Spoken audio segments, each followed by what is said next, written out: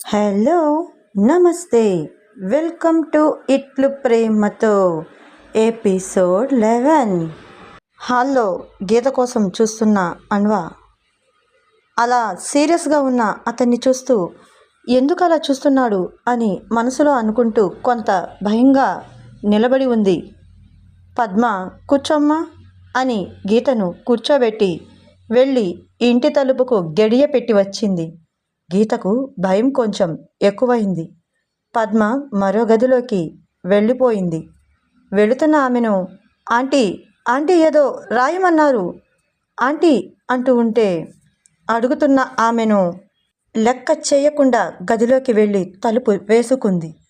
అన్వా తన వెనక పెట్టుకున్న బుక్కును తీసి ఆమె ముందు టేబుల్పై వేశాడు. ఏంటిది అంటూ ఆమె దాన్ని చూస్తూ గడగడ వణికిపోతూ లేచి నిలబడింది. మౌనంగా ఉన్న ఆమెను నిన్నే అడిగేది ఏంటిది అని మళ్ళీ ప్రశ్నించాడు. అది అది చెప్పు. అది సార్. ఆహా కాదు బావగారు. అదే నేను అడిగేది. సారా బావగారా? ఇప్పుడు నీ మైండ్లో నా పొజిషన్ ఏంటి గీత? చెప్పు. బావగారు, నిజం చెప్పాలంటే ఇప్పుడు నా మైండ్లో మీరు బావగారు, మా అక్కకు కాబోయే భర్త. మరి అందులో ఉన్నదంటారా? అది గతం. ఆ గతంలో తెలియక మిమ్మల్ని ఇష్టపడి అలా రాసుకున్నాను. దాన్ని తప్పుపట్టకండి. దాన్ని పెద్దది చేసి నా కారణంగా ఈ పెళ్ళిని ఆపకండి అంటూ భయపడుతూ చెప్తూ ఉంది గీత. నా వల్ల ఈ పెళ్ళి ఆగిపోతే అందరూ బాధపడతారు. అలా రాసిన నా ప్రవర్తన మీకు తప్పుగా అనిపిస్తే ఆ ఒక్క తప్పును మన్నించండి. దయచేసి ఈ విషయాన్ని బయట పెట్టకండి.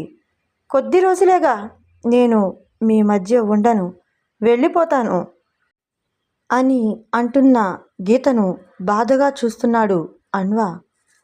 తన మనసులో ఏంటిది ఆ అమ్మాయి ఇలా అర్థం చేసుకుంటుంది? నేను ఆ విషయాన్ని ఎందుకు నా దగ్గర దాచావు అని అడుగుతుంటే ఆ అమ్మాయి ఎందుకు అలా రాశావు అని నేను ప్రశ్నిస్తున్నాను అనుకుంటుంది అని తన మనసులో అనుకొని ఆమె మాటలను వింటూ ఉన్నాడు. ఆమె చెప్పడం పూర్తి అయిన తర్వాత, అంటే నాపై నీ ప్రేమ గతమంటావా? అవును, మరి ఇప్పుడు లేదంటావా? మర్చిపోయే ప్రయత్నం చేస్తున్నా అంటే ఇంకా ఉన్నట్టేగా. పూర్తిగా తుడిచేస్తా, సమయం ఇవ్వండి. ఆ తర్వాత ఏం చేస్తావు? మీకు మాత్రం అడ్డుగా రాను. మరి అంతేనా? అంతేగా. మీరు అక్కను ఇష్టపడ్డారు. అక్కకు మీరంటే ఇష్టం ఉంది. మరి మధ్య నేను దూరం కావాల్సిందేగా అని అంటున్న ఆమెకు దగ్గరగా వస్తున్నాడు అన్వా. గీత భయంతో ఒక్కొక్క అడుగు వెనక్కి వేస్తుంది. తను మరింత దూరం కాకూడదని తన చేతులను గట్టిగా పట్టుకున్న అన్వా, గీత, నువ్వు అపార్థం చేసుకుంటున్నావు. నేను ప్రేమించింది నీ లేఖలని, అందులో నువ్వు వ్యక్తపరిచిన భావాలని, అందులో దాగి ఉన్న నీ మనసుని, ఆ మనసు కలిగిన వ్యక్తిని. నేను ఆ ఉత్తరాలు రాసిన మీ అక్క అనుకున్నాను. నువ్వని నాకు తెలియదు. అక్షరాలను పోల్చి మీ అక్క రాసింది అనుకొని కనీసం ఆమెను ఉత్తరాల గురించి అడగకుండా సర్ప్రైజ్ ఇవ్వాలన్న పిచ్చి ఆశతో ఆ రోజు అలా ప్రపోజ్ చేశా. అంతేకాని నా అంతటి నేను ఇష్టపడి ప్రపోజ్ చేసింది కాదు. నేను ఇష్టపడింది నిన్ను. నేను ఇష్టపడ్డాను అన్న విషయం నాకు తెలియలేదు. అంతే గీత, నా తప్పుకు క్షమించు. నేను నిన్ను, నీ ప్రేమను దూరం చేసుకోలేను. ఇప్పుడే మనం మీ ఇంట్లో వాళ్ళతో మాట్లాడదాం. ఒప్పుకోకుంటే ఒప్పిద్దాం. రాగకు అర్థమయ్యేలా చెప్తాం. అంతేకాని నువ్వు నాకు దూరం కాకు అని బ్రతిమిలాడుతున్నాడు. భయం తగ్గుతూ, కంగారు పెరుగుతూ, వద్దు బావగారు, అలా చేయకండి. మా అక్క సున్నితస్తురాలు. ఇంత దూరం వచ్చి మీరు తనను ఇష్టపడలేదంటే తను తట్టుకోలేదు. అయినా మీరు నేను అనుకొని పొరపడ్డా ఆ కొద్ది కాలం మీరు ఒకరితో ఒకరు కొంత దగ్గరగానే ఉన్నారుగా. తను నీ మీద ఆశలు పెంచుకొని ఉండుంటుంది. తను కూడా నాలాంటి మనసు కలిగిన వ్యక్తి. మీరు తనతో కూడా మీ జీవితాన్ని సంతోషంగా గడపచ్చు.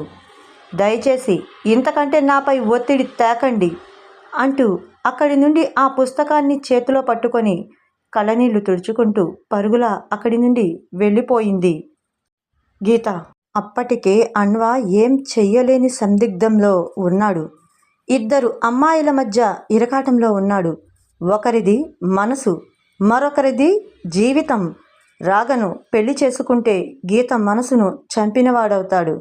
గీతను పెళ్లి చేసుకుంటే పెళ్లిదాకా తెచ్చిన రాగకు జీవితంలో మచ్చపడి అతనిపై కోపం బాధ కలగచ్చు. ఏం చెయ్యాలా అని సోఫాలో కోలబడిపోయాడు అన్వా. అన్వకు అప్పటికే ఆఫీస్ నుండి ఫోన్ రాగానే, అమ్మా నేను ఊరికి వెళ్ళాలి అంటున్నాడు. ఈ టైంలో ఎలారా? ఒక పక్క పెళ్ళి దగ్గర పడుతూ ఉంది, మరో పక్క ఇలా సమస్యలో ఉన్నావు. ఏదో ఏంటో తేల్చుకోకుండా పెళ్ళిని ఏం చేయాలో నిర్ణయించుకోకుండా ఊరంటావేంటి? అమ్మా ఆలోచిస్తాను, ఇది చాలా అర్జెంట్ మీటింగ్. 2 అంటే 2 రోజులు, 3వ రోజు పొద్దున కల్లా ఇక్కడ ఉంటాను. కుదిరితే 2వ రోజు నైట్కే కూడా వచ్చేస్తాను, అర్థం చేసుకో అంటూ త్వరగా అన్వా ఆఫీస్కు చేరి మీటింగ్లో కూర్చున్నాడు. అన్వకు తెలిసిన విషయం, ఆ రోజు పారిపోయిన విక్రమ్ పంజా విసురుతున్నాడని. అసలు అన్వా అక్కడ ఉన్నంత వరకు విక్రమ్ జాగ్రత్తగా ప్రపంచానికి తెలియని మరో చీకట్లో చేరుకున్నాడు.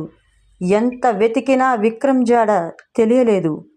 అందుకోసమే ప్లాన్ చేసి అన్వా కొద్ది రోజులు తల్లి దగ్గరకు వెళితే అన్వా ఆ ఊరి నుండి ట్రాన్స్ఫర్ అయినట్టుగా ప్రచారం జరిపితే వాడు బయట పడొచ్చని ప్లాన్ చేశాడు. అనుకున్నట్టే ఇప్పుడు జరుగుతూ ఉంది. ఓకే ఫ్రెండ్స్, మరి అన్వా చేసే వేటలో విక్రమ్ ఎలా దొరకనున్నాడు? మరి 3 మనసుల మధ్య జరిగే అంతర్యుద్ధంలో అన్వా ఎవరిని పెళ్లి చేసుకోనున్నాడు? తెలుసుకుందాం వచ్చే ఎపిసోడ్లో. అంతవరకు బాయ్. Like, share, subscribe.